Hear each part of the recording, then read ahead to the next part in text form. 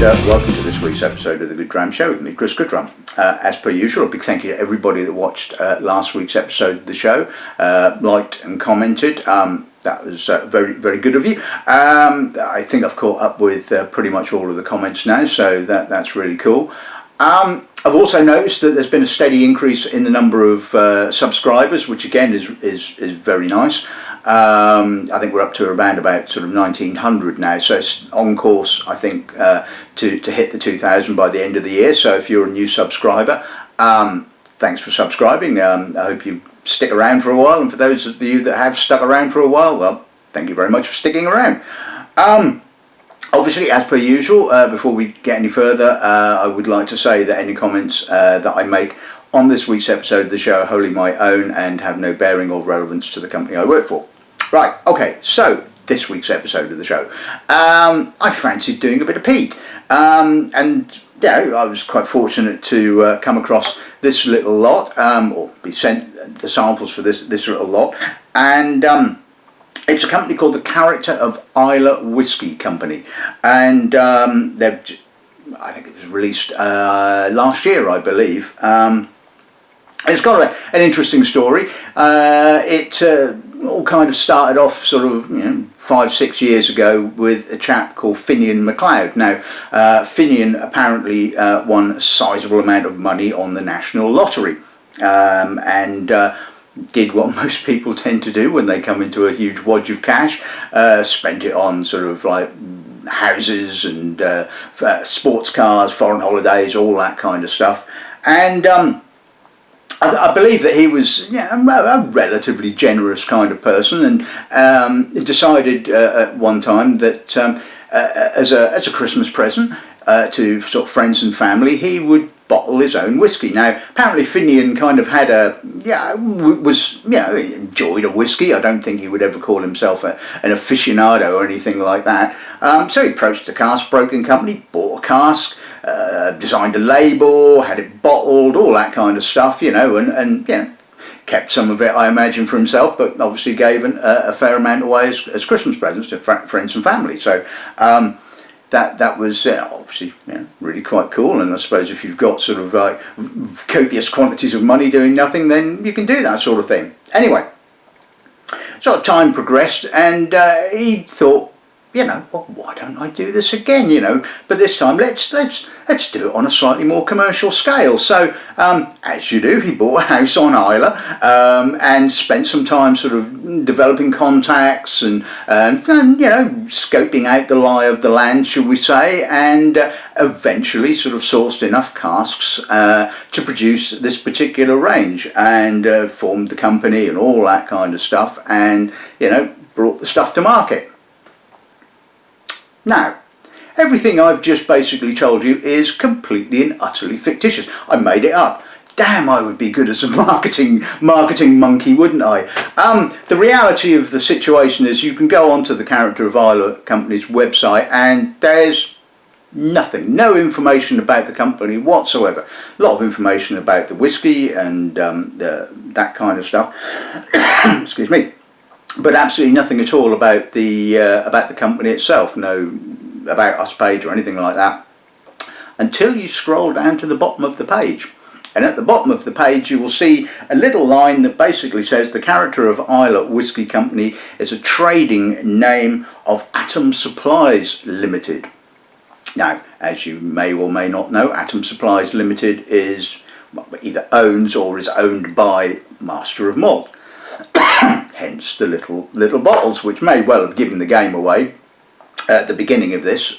So a big thank you to Atom Supplies for the samples for today's episode of the show. And it got me thinking, does it really matter that an independent bottling company doesn't have a heritage, a lineage, a story, all that kind of stuff? Does it really matter? I mean, to me, no, it doesn't really. I mean, I'm actually quite surprised that Master of Malt or Atom Supplies or whatever didn't actually do that and create this kind of fictitious story to go along with it. I mean, I'm not saying that they they do that kind of thing. But you know, you look at their other brands like Boutique Whiskey and all that kind of stuff, and they're all funky and fun and a bit irreverent, and you know, you imagine there's you know, stories and what have you, and you know, they could have done pretty much the same with this, but no, they've decided not to do so. They've just basically created, for want of a better word, a brand, and have released some juice.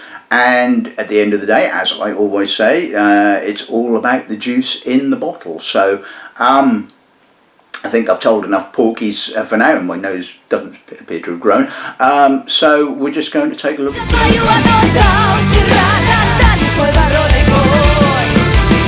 Right, okay, so I did think about whether or not to add a sort of like a couple of other bottles in from, you know, another company, and I thought, no, I mean, as you know, I like to do 6, but, you know, I thought I would just purely concentrate and give all my attention to this particular range. So we're going to kick off with a blend.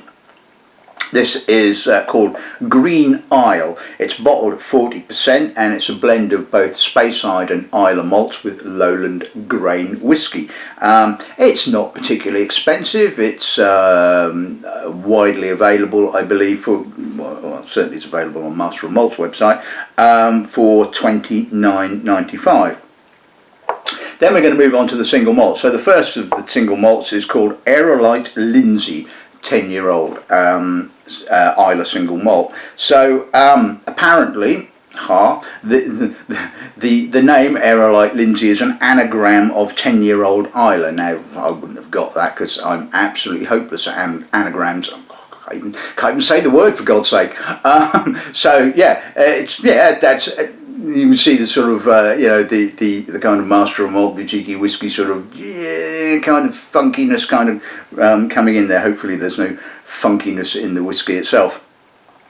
Bottling number 2 we're going to look at is called Grace Isle. This is 25 years old.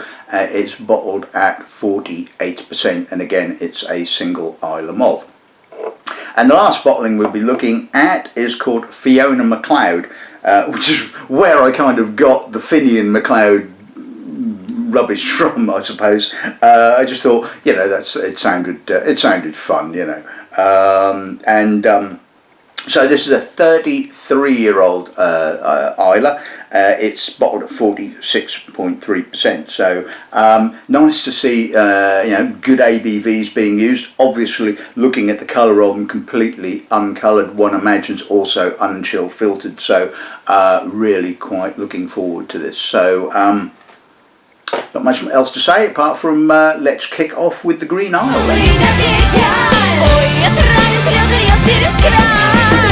Right, okay, so let's see what the Green Isle gives us then. See what the nose gives us. Delicate, smoky. The peat is slightly phenolic. There's a touch of barley, a bit of herbal bog myrtle, vanilla. There's a little soapiness right at the edges, I suppose, and a smidge of grain. I mean, it seems to imply that there's a you know, a good amount of malt here in this particular blend. So yeah, right. It's not sort of screaming major complexity at me, but it's certainly well made. And I suppose for $29.95, you really can't argue with that. See what that's like.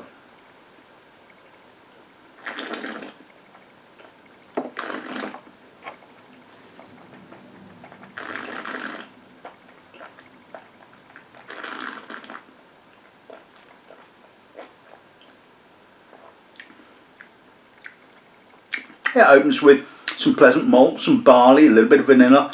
The peat is a little subtler on the palate, and there's a more noticeable grainy nip, which kind of seems to imply that, you know, I wouldn't like to guess, but I would probably say no more than 50-50 malt to grain, probably a shade more to the grain, but it's nicely balanced. It's juicy, it's a bit short.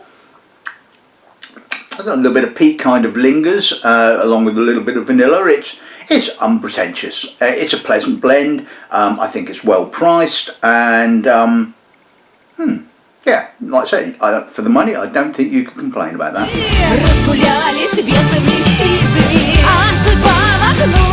Right, okay, so let's move on to the Aerolite Lindsay. Now, apparently this has been aged in a combination of ex-American oak and ex-Spanish oak quarters. So, see what those are like. Yeah, it's pleasant. I mean, it's manure, iodine, pepper, quite herbal peat, nice sweetness to the peat and the barley. A little bit of sherry notes coming through, nicely balanced, not too much sherry. Touch of honey, again, slightly coastal, slightly salty. Certainly reminds me of Kalevala, and I wouldn't be surprised if it actually is. Like I said, it's got a lovely freshness to it. It's slightly more fresher than possibly sort of I find certainly the current distillery bottling, although it's been a number of years since I've tasted it, and I know it's 12 years old, but it does tend to have a bit more of a sort of like an oiliness. This is kind of sort of harking back a little bit to the sort of how I remember Kalevala sort of when I first sort of got into the whiskey industry. No frills, nice, pleasant. You know, you like your peated malts, you like your peated Islers, then you know it's not a peat monster. It's, you know, just nicely balanced. Let's see what that's like.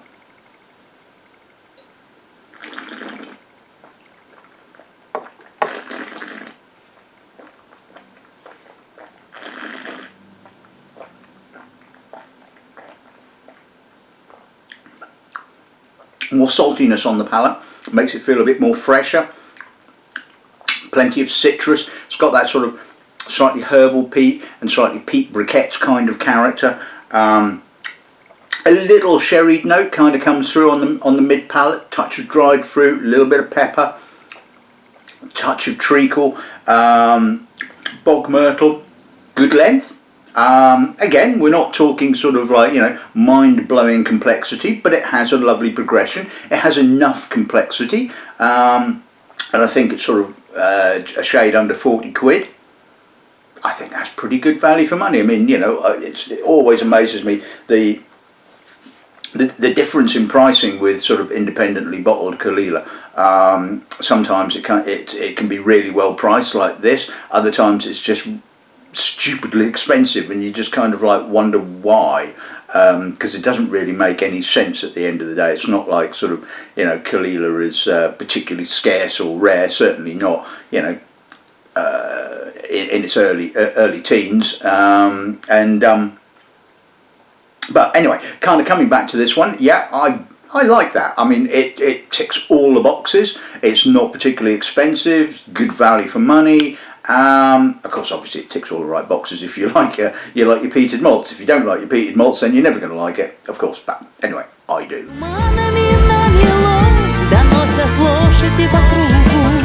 Right, okay, a bit of a jump up now to the 25. I think it would have been nice, and maybe they are thinking about possibly something in the middle, in the teens, because, you know, you suddenly go from the 10-year-old straight up to a 25-year-old. It would be nice to have a sort of like, you know, 16, 17, 18-year-old, just to sort of like bridge the gap, I think, between the two. But I'm guessing it's all down to what casks they were able to source for this. So anyway, 25-year-old Islay. Let's see what the nose is like. That's lovely. That is a lovely nose. Lovely maturity, plenty of manure, rubber, peat ash, sweet malt, heather, touch of dark honey, a little bit of treacle, a little bit of spice. I mean, it is elegant, balanced. A little bit of cinnamon possibly.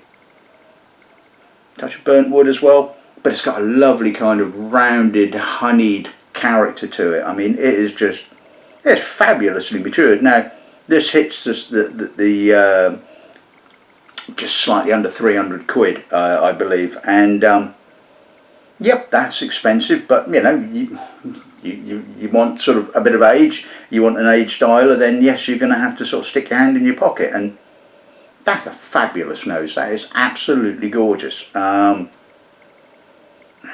Just a spot on balance between sort of like maturity, sweetness, peat. You know, it is just really harmonious. Right, palate.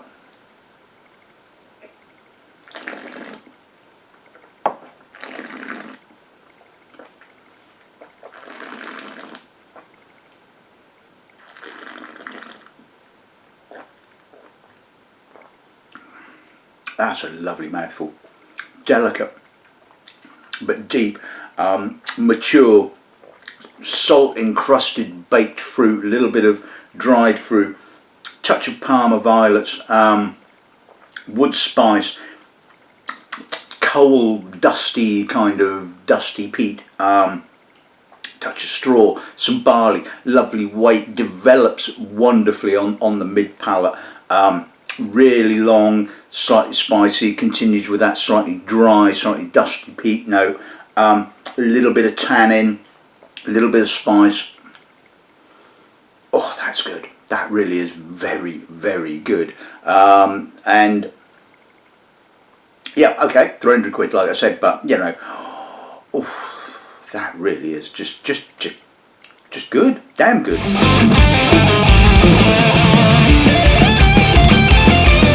Right, okay, so let's move on to the 33-year-old Fiona Macleod.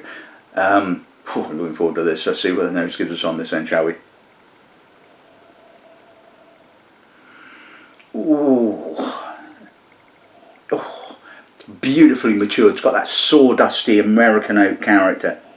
Citric, salty, slightly a touch of oily banana skin, almost kind of old tropical fruit. Sweet heather, peat. You know, it certainly says old Kalevala to me, it has to be said. And there's I remember first tasting this and I was thinking, oh, there's a slight touch of the old Port Ellen about this. And I mean, obviously, you know, you put it up against an old Port Ellen and it won't be the same at all. But I remember, yeah, over the years tasting old Kalevalas, and they do start, some of them do start to exhibit that slightly sort of Port Ellen-y kind of character. Now, I wouldn't say, like I said, you know, you put it up against the Port Ellen, you'd see it was obviously different, but there is something about the Port Ellen character in this. Now, I can't imagine there is any Port Ellen in it, because I mean, if there was, it would be stupidly priced. But yeah, I can see this as old Kalevala. I mean, it is just absolutely gorgeous. It's dusty, it's mature, the smoke and the peat is just a whiff, you know, a reasonable whiff. You know, we're not talking sort of like a faint, delicate whiff. You know, we're talking, yeah, loveliness. And I think I'm going to have to taste it now, aren't I? Let's see what it passes on.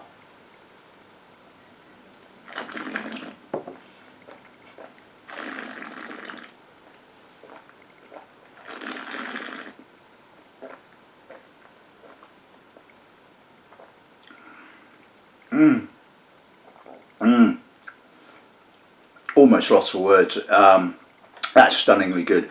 Opens again with a mature dusty oak, a little bit of oily banana, wood spice, old wood, a bit of delicate sort of dusty peat, but it's got an intensity of flavour, certainly on the mid palate.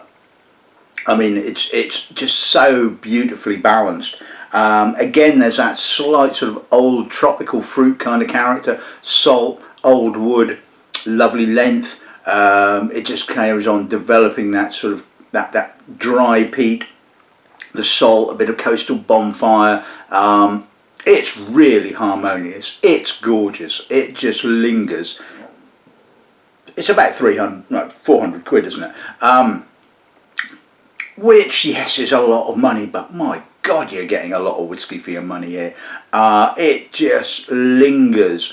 it is just absolutely stunning. And you know, just imagine if that was a Diageo bottling. They'd have your hand in your pocket for a damn sight more than 400 quid, shall we say. So value for money, I think, is just if you've got that kind of money, I think it's absolutely spot on. It is just an absolutely beautiful whiskey. So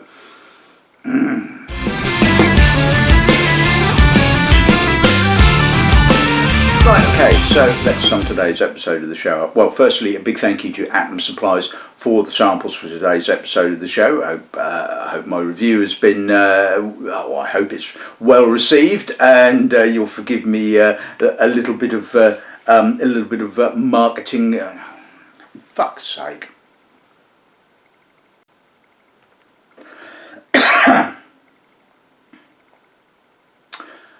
Right, okay, so let's sum today's episode of the show up. Firstly, a big thank you to Atom Supplies for the samples for today's episode of the show. It's very, very much appreciated. I hope you've enjoyed my review and my witticisms about the potential background story for the blend. I mean, you know, please don't sue me for that.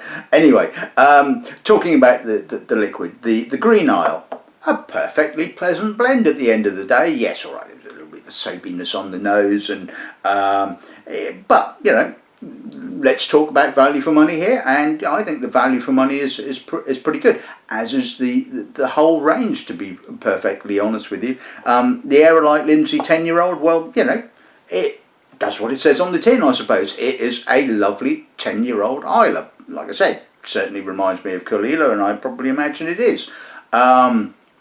Or at least has predominantly Kalevala in it, and yeah, that's again, you know, a really pleasant Islay. You know, if you're on a bit of a budget, which we all are from time to time, you know, I think that certainly is certainly good value for money. The Grace Isle. Well, yeah, and again, another very, very good bottling, and you know, when you think about it, you know, there's Master of Malt. You know, they've got, you know, the expertise. They've been doing it for long enough. So the reality is that, you know, you would expect them to bring out a good product at the end of the day, or Atom Supplies, as the case may be. And certainly the Grace Isle is again a lovely whiskey, good value, good complexity, lovely maturity. Just, yeah, lovely. And the Fiona Macleod, I mean, well, yeah, I mean, that was just stunningly good. I mean, that was just gorgeous. I mean, that was just unbelievably good. I mean, lovely. And again, you know, value for money is pretty damn good. And like I said, you know, it certainly reminded me of old Kalevala. There was, like I said, a sort of a slight nod, shall we say, to Port Ellen, just nestling in there. Like I said, you know, you wouldn't sort of mistake it for Port Ellen, but there was just an element there which I just went bing, ooh, and yeah, okay, 400 quid. It's still a lot of money, I understand that, but I think you are getting, you know, a lot of bang for your buck there, which is at the end of the day what we all want. So so yeah, that's this week's episode of the show in the bag. I hope you've enjoyed it. I hope you'll sort of check out the range. They are available from more than one retailer, shall we say. Not giving anything away. Anyway, so until next time, good dramming and good afternoon.